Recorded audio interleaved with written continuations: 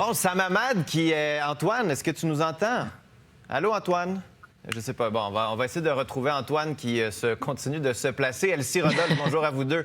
On a encore en train de se placer. On a entendu cette nouvelle-là, Elsie, tantôt. Sam Hamad qui aurait, selon Claude Villeneuve, son adversaire à la mairie, utilisé des propos dignes de la mafia. M. Hamad, il rétorque en disant « Ben non, ce que je voulais dire, c'est que les enfants sont aussi là-dedans quand on fait des insultes personnelles. Qui dit vrai? En tout cas, une chose est claire, ça brasse à Québec, là. » Ben, c'est sûr que ça brasse à Québec. Puis, bon, je trouve ça quand même préoccupant, là, les propos de M. Hamad, parce que, bon, en principe, on ne souhaite pas que la famille interfère dans tout ça, alors que M. Villeneuve ait perçu ces propos-là, d'une part, ben, dans un premier temps, il a été tellement surpris qu'il n'a pas trop porté attention, mais avec le recul, c'est carrément des propos inacceptables. Ce que je trouve surprenant de la réplique de M. Hamad, c'est qu'il nie les choses plutôt que de s'excuser et de Mais peut-être... il dit, c'est pas ça que je voulais dire, là. Ça a été totalement mal interprété. J'ai dit, quand tu fais des insultes, ça touche les enfants, pense à tes enfants, à toi, là.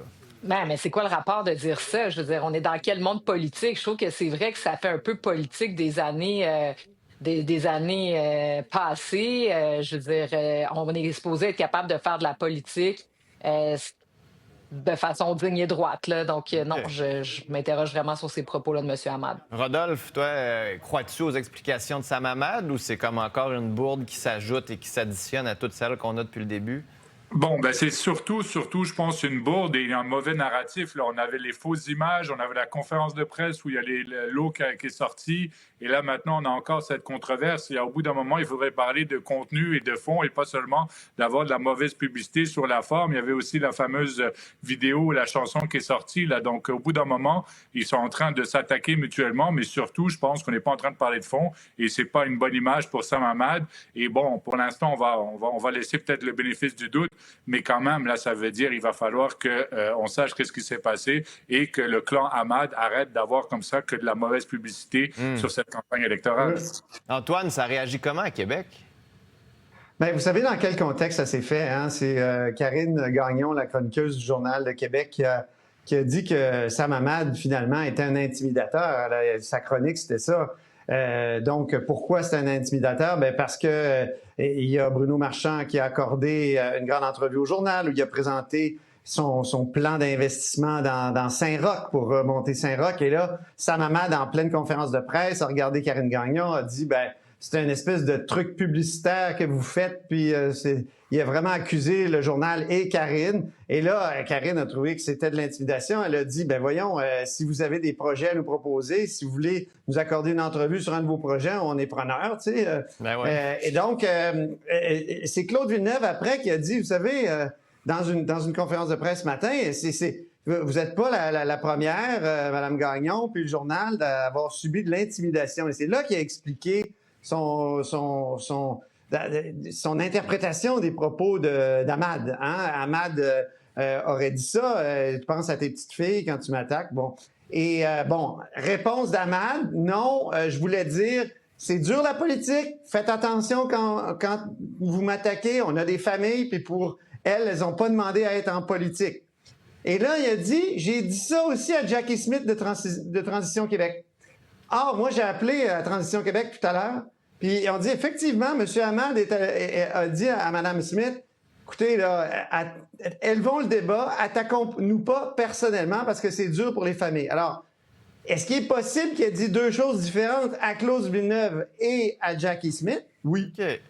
Est-ce que c'est possible qu'il soit mal exprimé? Oui, aussi. Donc, bénéfice du doute, comme le disait Rodolphe, je pense que ça vaut la peine, mais Claude Villeneuve maintient son interprétation, son malaise face à cette espèce de rhétorique de la menace-là.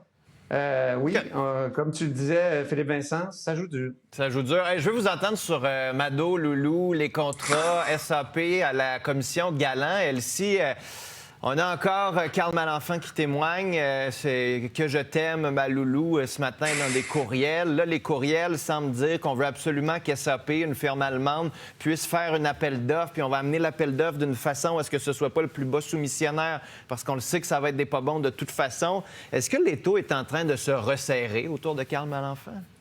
Ben oui, dans le fond, c'est parce que depuis, bon, il a commencé à témoigner hier après-midi, puis aujourd'hui, ce matin, on est en train de construire un peu la toile que s'est construite lui-même, Karl Malenfant, en arrivant à la SAC. Donc, on est dans les années là, 2013, bien avant là, le contrat final, l'appel d'offres, et c'est comment il a installé les gens, sa garde rapprochée autour de lui, des gens qui étaient dans le privé, donc des consultants externes, qui embarquaient avec lui pour le conseiller dans la rédaction de ce futur appel d'offres, parce que pour rédiger un appel d'offres de cette ampleur-là, tu as besoin d'avoir plusieurs morceaux, là, d'être capable de définir quels sont tes besoins. Et c'est là un possible scandale, c'est que si tu rédiges un appel d'offres en fonction de celui que tu souhaites qu'il l'obtienne, et c'est là où la démonstration est en train d'être faite, que tu avais Loulou, Mado, il allait faire des pyjamas party, aujourd'hui que je t'aime, puis il y a beaucoup de familiarité, c'est clairement des amis proches qui ont un peu tassé l'expertise interne de la SAC. Il a même dit, Karl Malenfant, que les employés de la SAC n'étaient pas compétents pour comprendre les logiciels. Bref. Ce qui n'est pas impossible non plus. Là. Ça se peut qu'il manque de savoir, on le dit depuis longtemps, à l'intérieur de la fonction publique. Rodolphe, Karl Malenfant, de l'autre côté, il dit oui, mais on est tous c'est un petit milieu, le monde d'informatique, à Québec encore plus. Là. Oui, mais j'ai l'impression que Karl Malenfant, il ne cède pas parce que c'est laborieux, en tout cas, ses réponses. Là, moi, j'ai eu le temps de boire 2 cafés. Il n'avait pas répondu à une question. Là, ça veut dire que... C'est pas des expressos. Oui, des petits expressos, mais quand même, là, ça veut dire, au bout d'un moment, il va pas falloir prendre 14 chemins. Là, il y a des questions claires qui sont posées. Est-ce que c'est vrai qu'ils ont favorisé SAP ou pas? Est-ce que l'appel d'offres a bien été fait? Et pour l'instant, on passe par 14 chemins pour arriver à une réponse. C'est très laborieux, ce témoignage, pour l'instant. Antoine, est-ce qu'on le regarde à Québec en 30 secondes? Est-ce qu'on regarde? Karl Malenfant, est-ce qu'en politique, on est en train de le regarder? Est-ce que la gang à François Legault se dit voyez ce qu'on vous avait dit, il nous a pas informé, c'est quelqu'un qui est tout croche, puis voici le bouc émissaire? On a l'impression que c'est ça jusqu'à maintenant. Puis la PDG, Nathalie Tremblay, hier, avant-hier, je ne sais plus, là, je perds les jours de vue, mais elle a dit on n'a pas assez parlé des entreprises. Moi, j'aime bien qu'on parle de cet aspect-là des choses actuellement et d'espèce en tout cas, il y a une présomption de grenouillage là, quand on regarde tout ce qui se dit à la commission, puis on a bien hâte que le juge Galland, et c'est pas un juge en fait, c'est un commissaire en l'occurrence. Il était juge, on peut dire juge, on peut plus dire avocat, je pense. Non, c'est ça, mais j'aime bien dire commissaire, là, il est dans le rôle de commissaire, et j'ai hâte de voir son rapport où il va justement, lui, tirer tout ça au clair à partir d'une preuve détaillée. Écoute, j'ai bien aimé le malaise de M. Malenfant tout à l'heure qui disait oui, SAP, ça leur a coûté cher de venir nous faire une présentation gratuite sur l'espèce de logiciel puis de solution qu'ils proposent, mais qu'ils aient confiance en l'avenir avec un clin d'œil comme ça, un émoticône clin d'œil. Ouh, ça, Et tout de suite, quand le juge Galland a abordé ça, puis et les procureurs aussi, on a senti le malaise chez M. Malenfant quand même. Je peux comprendre. Elsie, vas-y.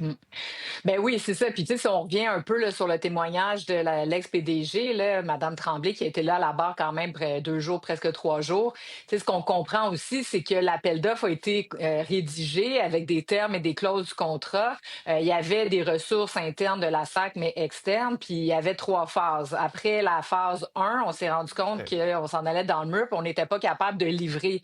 Donc, c'est là qu'il y a eu les négociations entre l'Alliance, donc les privés, et la SAC, cette entente secrète, qu'elle a gardée secrète. Donc, ça justifie aussi le narratif là, un peu des élus de la CAQ, des ministres qui ont été floués, qui n'ont pas été informés du dépassement de coûts, parce que même elle, la PDG, a gardé ça secret dans une perspective que sur quelques années, on allait être capable de se rembourser, que c'était la seule manière de livrer quelque chose.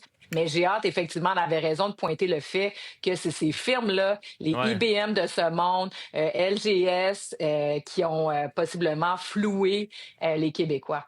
Ça va être à suivre, alors qu'on voit Donald Trump qui s'apprête à quitter Londres après cette visite où il a reçu une réception royale. On fait une petite pause au retour. On va revenir sur le caucus de la CAQ.